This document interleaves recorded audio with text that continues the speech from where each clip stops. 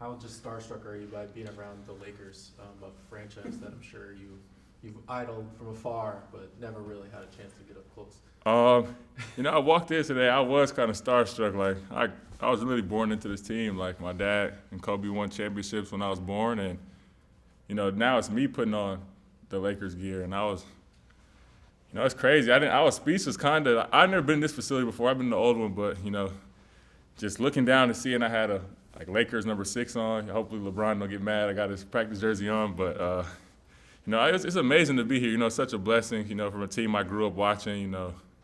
My dad won championships with this team, and now that I have on the Lakers stuff, it's amazing. It's a dream come true. Sounds a little bit like coming home for you. It is, yeah. I haven't been back to LA in a long time. Told my family I had a Lakers workout. They're all excited. Grandma really excited, and because they never would have thought like I would be in this position. We always thought my dad was gonna be in the Lakers gear, but now it's me getting a chance to put on these colors. So it's awesome. Speaking of your dad, you following his giant footsteps, I guess I should say, since I covered the view. My bad, little footsteps, Shaquille O'Neal.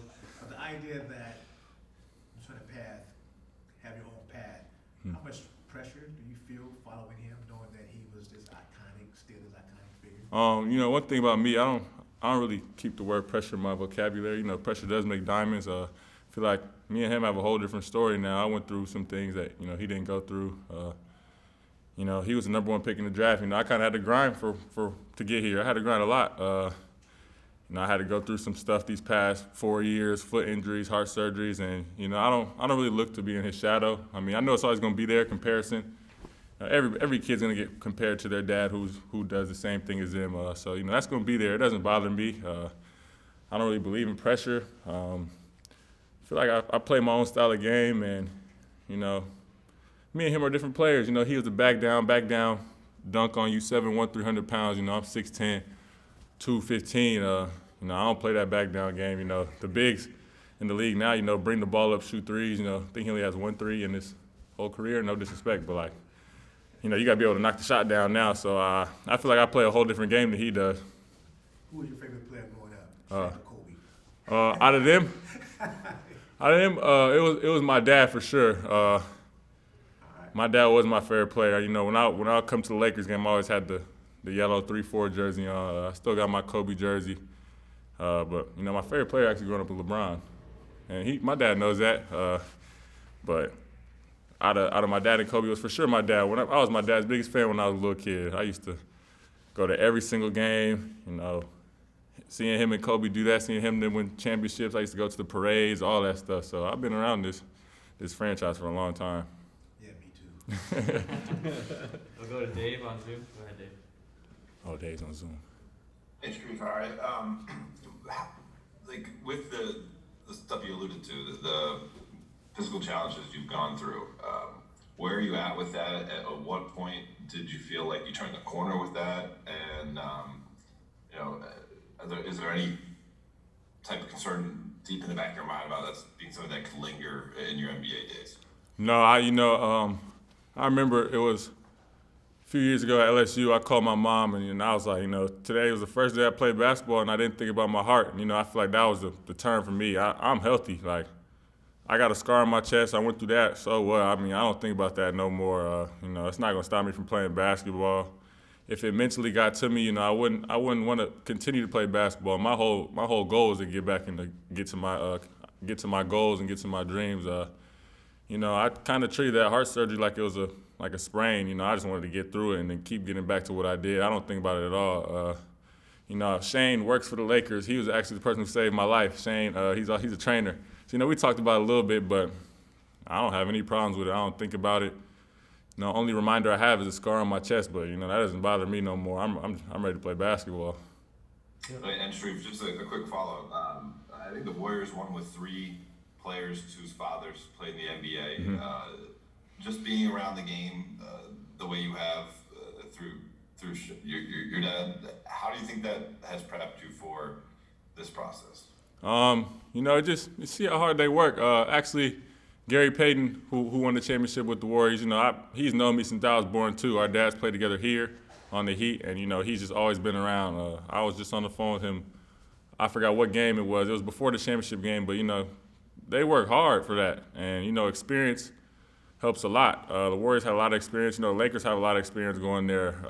You know, when my dad and Kobe were winning, they won 3 in a row. You know, they knew how to win, and you know how hard they worked. And you know, Kobe worked really, really hard. He wanted to win so bad. And, you know, me seeing that from a young age, you know, I feel like I know what it takes to win the championship and to win. And, you know, you got to do whatever it takes. And especially with an organization like this, with someone like LeBron who's been to the finals numerous of times, you know, he knows what it takes. So you got to listen to the leaders and, you know, do what you got to do to win, for sure. So I feel like I've been around enough, known a lot of people and talked to a lot of people who've won championships, and, you know, I'm ready to get there one day, for sure. Thanks, Shareef.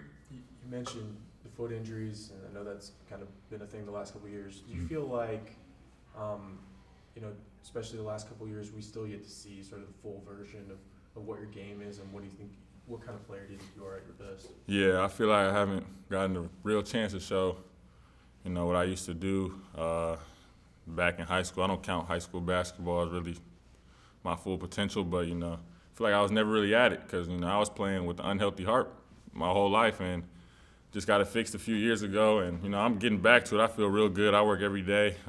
One day, you know, that full potential is going to come out. Still got to get faster, stronger. Still got to improve everything. And yeah, people are going to see real soon, though. You know, I'm ready to play basketball. I'm working, you know, trying to get to my goals and dreams for sure. But I feel like people haven't seen that full Shareef yet, and I'm going to get to it for sure. Go to Jacob on Zoom. Hey Shareef, I know you mentioned that you've had a different path than your dad, but have you kind of leaned on him for any advice during this whole pre-draft process? Not gonna lie, I have not. You know, me and him kind of bump heads about this process. He wanted me to stay in school. You know, I wanted to bet on myself and go through this.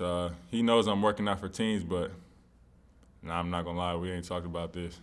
I'm kind of just going through it, and you know, he didn't do any pre-draft workouts. He just got straight on the team, so, you know, it's a different grind, but, you know, he didn't want me to do this, and I know he probably doesn't want me saying this, but it's all right. We're both grown. We'll get past it. All right. Anyone else for Shareef?